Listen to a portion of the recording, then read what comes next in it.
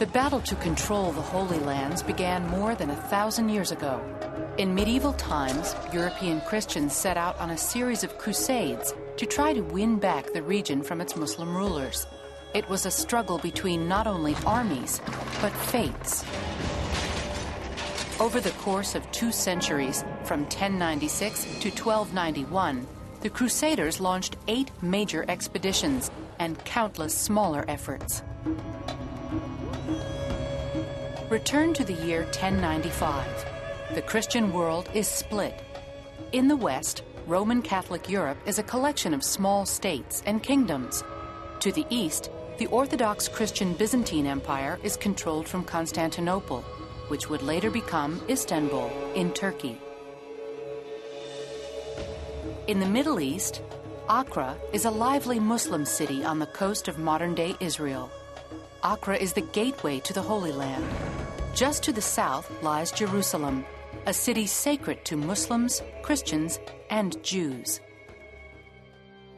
In a speech in France, Pope Urban II tries to unite Eastern and Western Christians by calling for them to unite to liberate the Holy Land.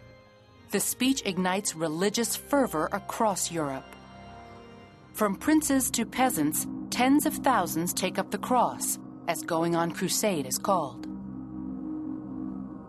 The First Crusade is kind of a hodgepodge. It's not a fancy military enterprise. A lot of people and a lot of common people become involved. It's a great popular movement. The main armies of the First Crusade finally reached Jerusalem in 1099, nearly 4 years after Urban issued his call to arms. The city's perimeters are impressive. Fortified walls surround Jerusalem, but the Crusader engineers find a weak spot, not in the walls, but in the landscape. This is actually the spot where the Crusaders breached the walls of the old city. It was the spot that throughout history has been used, because this is the flattest area in Jerusalem. In the northern part of the city right here, that's where Jerusalem can only be defeated. July 7th, the battle for Jerusalem begins. Jerusalem falls to the Crusaders 8 days later. The Christians overwhelm the city's defenders. The battle becomes a massacre.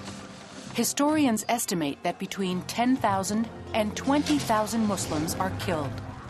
The Crusaders also burn a synagogue filled with Jews who had sought sanctuary inside. It was seen as barbaric, uncalled for, and it created a great demand for revenge and retaliatory action. For more than 80 years, the Christians managed to keep a weak hold on the Holy Land. Then a warrior steps forward to conquer and unify much of the Muslim Middle East. His name is Saladin. There is no modern political leader you can compare to Saladin. Here you have a man who was a convinced, pious Muslim, but he was also a realistic ruler. He was not a naive innocent. He was not a saint. By and large, there's no denying that Saladin he's a hero.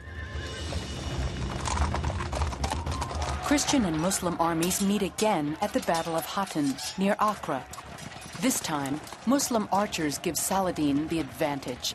The entire Crusader force is killed or taken prisoner. Hattin is important because this is where Saladin establishes himself as a military genius. It is Hattin and the fall of Hattin that really opens up and turns round the Crusades. After Saladin's decisive victory at Hattin, he takes back the port city of Accra. 3 months later, in 1188, the Muslims win the ultimate prize, Jerusalem. Saladin enters Jerusalem in triumph. He takes control of the holiest Christian shrine in Jerusalem, the Church of the Holy Sepulchre. Instead of destroying the church, Saladin opens its doors to Christian pilgrims, many of them members of competing religious groups. To prevent one Christian faction from shutting out the other, Saladin places the keys of the church in the hands of 2 Muslim families. Their descendants remain the gatekeepers of the church to this day. Saladin's generosity fails to impress the European rulers, who declare another crusade with a new leader. Richard the Lionheart was a war lover. He was the greatest warrior of his time, a great athlete. June 7th, 1191, a 34-year-old English king sets foot in the Holy Land at the port city of Acre. Pulling Acre apart brick by brick will take too long. To conquer the fort, Richard's army needs a shortcut. The solution? Portable attack platforms called siege towers. Rolled up to the enemy wall, the soldiers climb stairways to the top of Acre's walls. July 12, 1191. Little more than a month after Richard's arrival, the city of Acre falls to the Crusaders.